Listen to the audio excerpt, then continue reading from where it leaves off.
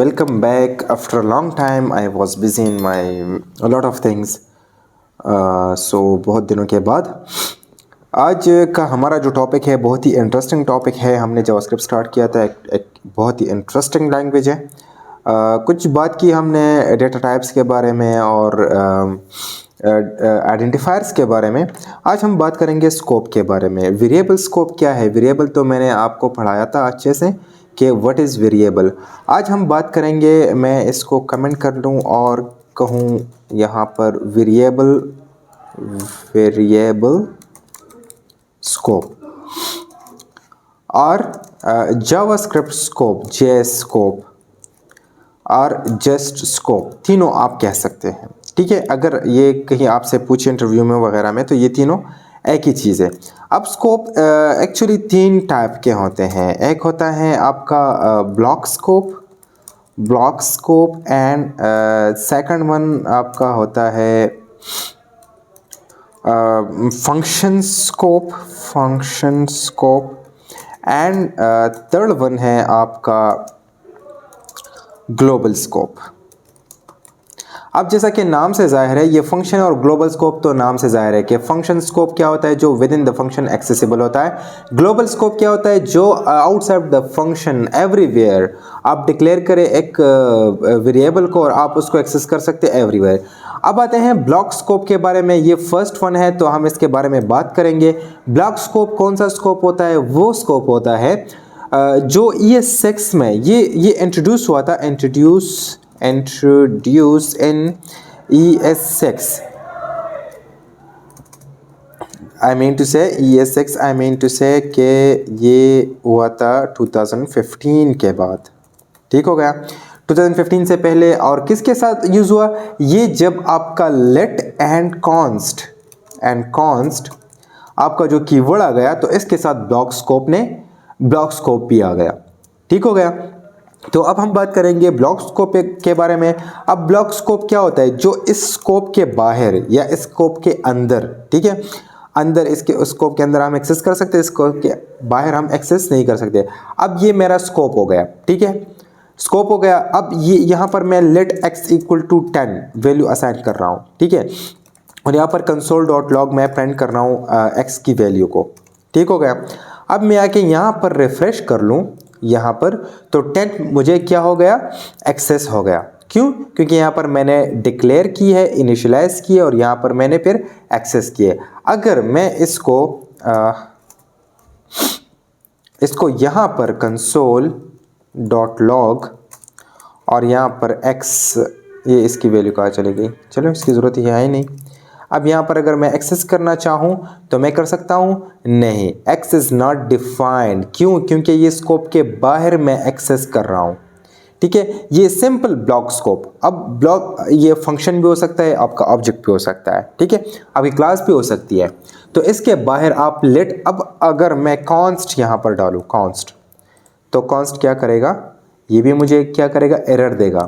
तो अगर तो मैं यहाँ पर वेयर डाल दूँ तो यहाँ पर चेक कर लूँ, ये एक्सेस हो रहा है। ठीक है, अब क्या मतलब हुआ? ये जो ब्लॉक स्कोप है इसमें आप लेट एंड कॉन्स्ट को आउटसाइड ऑफ दिस ब्लॉक आप एक्सेस नहीं कर सकते, लेकिन वेयर आप एक्सेस कर सकते हैं। ये ब्लॉक स्कोप हो गया।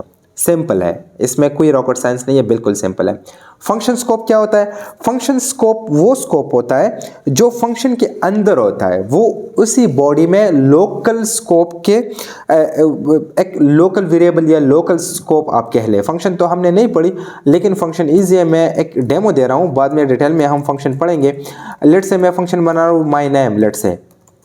ठीक हो गया, अब यहाँ पर लेट से मैं वेयर डालता हूँ और एन डालता हूँ नेम, ठीक है, और यहाँ पर मैं ये डालता हूँ या फिर द कोट कॉलेज डालता हूँ, द कोट कॉलेज। ठीक हो गया, अब यहाँ पर अगर मैं console.log को एक्सेस करना चाहूँ, एन को एक्सेस करना चाहूँ, सॉरी, आपने फंक्शन यहाँ पर डिक्लेयर किया, ठीक है, लेकिन अब फंक्शन के बाहर आप इसको क्या करेंगे? एक्सेस करेंगे, डिक्लेयर करेंगे, इनिशियलाइज करेंगे, जो भी वट एवर आप कहना चाहें। एक्स इज़ नॉट डिफाइन, इसको मैं क्या करूं? इसको मैं कट कर लूं, इसके अंदर ले आऊं, ठीक है, और फिर रिफ्रेश कर लूँ तो ये देखिए द कोट कॉलेज। अब ये जो स्कोप हो गया ये वेयर एन, ये अब इस फंक्शन का लोकल स्कोप हो गया। क्या हो गया? Local scope. अगर मैं इसको कांस्ट कर लूं, देखें एक्सेस हो रहा है, ठीक है। अब लेट्स से अगर मैं n को यहाँ पर वैल्यू दूसरी असाइन करूँ, लेट्स से समथिंग, ठीक है, और यहाँ पर मैं console.log n प्रिंट कर लूँ तो ये एक्सेस होगा। लेट चेक इट आउट, ये एक्सेस होगा। क्यों? क्योंकि यहाँ पर मैंने डिक्लेयर भी की है। अब हमने एक वो चीज़ पढ़ी थी वेरिएबल डिक्लेरेशन, कि आप वेरिएबल को कॉन्स्ट लेट वेयर एंड क्या without providing any const var or let आप वेरिएबल को डिक्लेयर कर सकते हैं। अब होना तो ये चाहिए था कि ये कॉन्स्ट मैंने n किया है। अब अगर मैं यहाँ पर देखिए कॉन्स्ट m कर लूँ और यहाँ पर कुछ वैल्यू मैं असाइन कर दूँ और फिर m कर लूँ और यहाँ पर कुछ और वैल्यू मैं असाइन कर लूँ, ठीक हो गया। अब console.log में मैं प्रिंट करना चाहूँ m, तो क्या देगा? असाइनमेंट टू कांस्टेंट वेरिएबल, ठीक है। अब ये मैं नहीं कर सकता और यहाँ पर मुझे एरर देना चाहिए था ना, क्योंकि ये कॉन्स्ट n है, ये भी n है, लेकिन नहीं, ये अब ये फंक्शन बॉडी के अंदर है। फंक्शन बॉडी के अंदर अब ये इसका लोकल स्कोप हो गया, ठीक है। अब ये बाहर, ये चीज़ मैं बाहर नहीं एक्सेस कर रहा, ये अलग सा वेरिएबल मैं बना रहा हूँ, ये अलग वेरिएबल ट्रीट हो रहा है, ठीक है, एज अ अनदर वेरिएबल। आपको बात समझ आ रही है? ठीक है, कि ये जो आपका फंक्शन है, इसके अंदर, इसके बॉडी के अंदर जो भी आप वेरिएबल डिक्लेयर करना चाहते हैं वो उसी बॉडी का वेरिएबल होगा, ठीक है। अब यहाँ पर बाहर मैंने ये डिक्लेयर किया तो ये एज अदर वेरिएबल ले रहा है, ठीक है, ये एक अनदर वेरिएबल है, ठीक हो गया।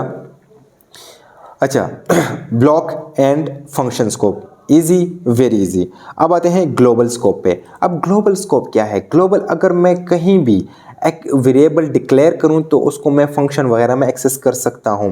अगर मैं नीचे आके एक वेयर जे बनाऊं और जे को मैं वैल्यू असाइन करूं लेट्स से 12 और यहाँ पर मैं लेट्स से एक फंक्शन बनाऊं, फंक्शन माय